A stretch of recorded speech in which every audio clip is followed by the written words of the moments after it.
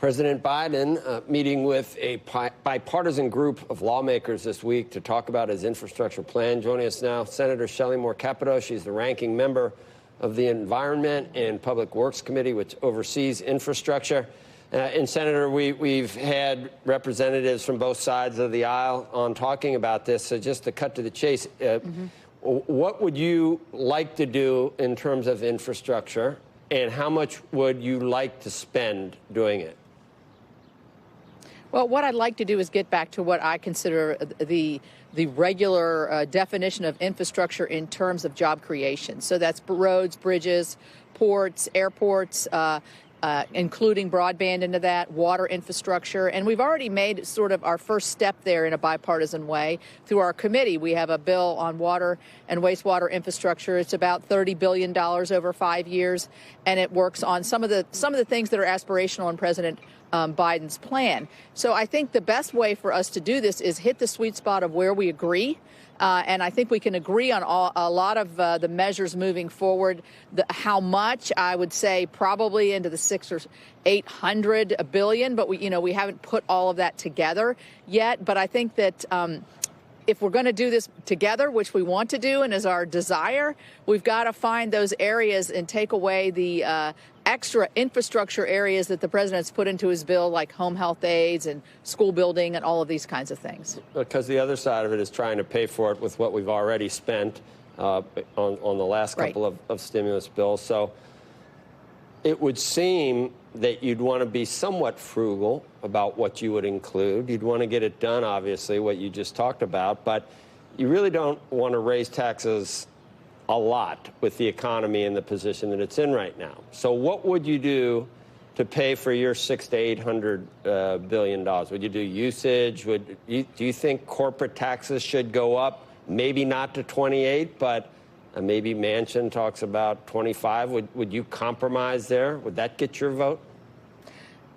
You know, I don't think there's going to be much appetite on the Republican side for those of us who voted for the Tax Cuts and Jobs bill in 2017 to raise taxes. I think and corporate taxes are a part of that. I think what we saw in 2020 pre-pandemic, obviously, was higher wages, more people working, people who had trouble finding jobs were finding jobs and moving through, moving up in the employment chain, so to speak. So we were having the desired results. We had trillions of dollars back into this country as a result of that. No corporate inversions. So I don't know why we would go back to that and put our country in a position where we're not as competitive as we are right now. So how do we pay for it? This is a huge question. We know the gas tax is a declining resource.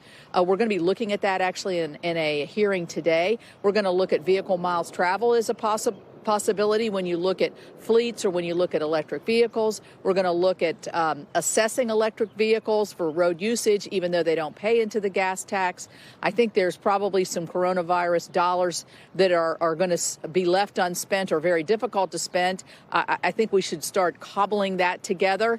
It's going to have to come from a lot of different sources, but this is important. It is a job creator. I agree with the president on that, and we have to pay for it, but we cannot raise taxes now when we're such a precarious position moving out of this last year of pandemic.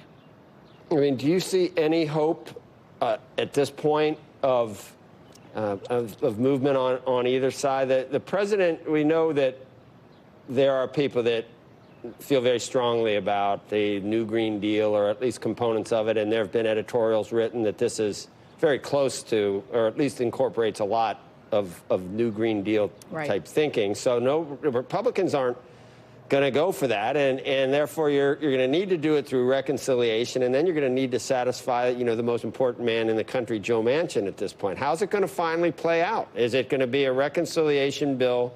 It's going to include a lot of stuff that appeases the president's left flank, if you will, and it's going to be, settled by the vice president with that one additional vote.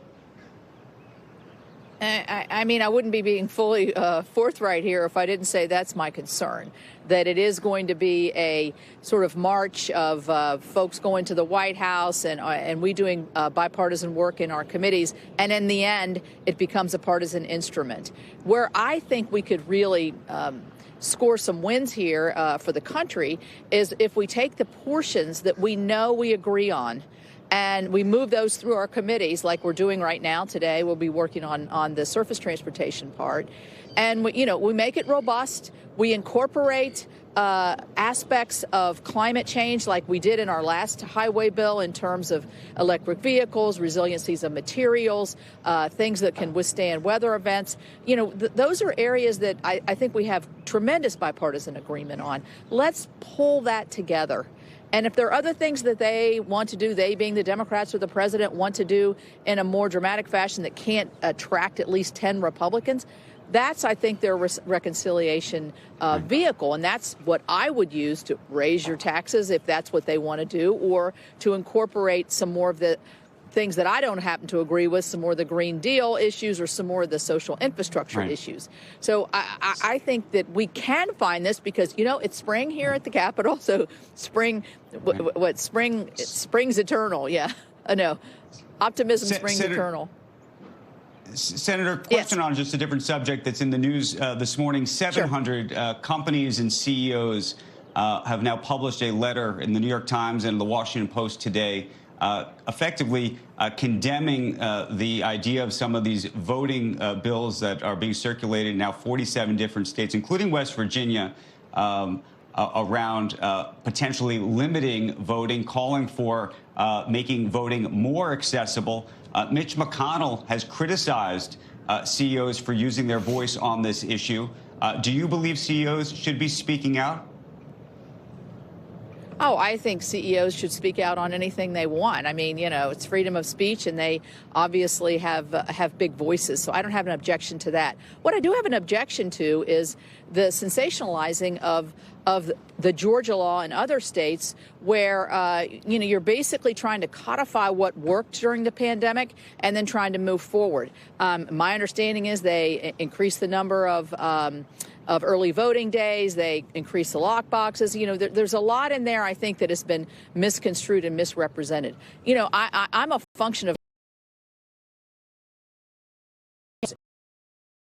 in 2020. Our state of West Virginia is not doing election reform. The legislature has left town, so that, I'm not sure they're even dealing with accurate data here. And so I think that rather than pick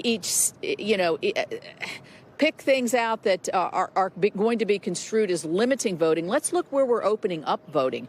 More vote by mail, more abilities to early vote, longer hours. These are the things that worked under the pandemic, and I think these are the things that states are looking at. And I think this is just a march to be able to pass the big bill here, which politicizes the FEC, which makes public financing of campaigns a part of the law. There's all kinds of things in the voting rights bill that they're trying to move through the Senate that is just way over the top. And I don't know that these CEOs are involved in that particular item, but I think that they want the same things we do, which is more people voting. And we had that last time in millions and millions of new voters. Senator Capito, thank you for weighing in on all these issues. Thank you. Hope to see you again soon. And you're important too. I didn't mean hope springs eternal. I didn't mean it is. I didn't mean to favor that other senator from that great state of West Virginia. But we work well together. Senator Manchin and I are longtime friends. Very good. Thank you. Appreciate it.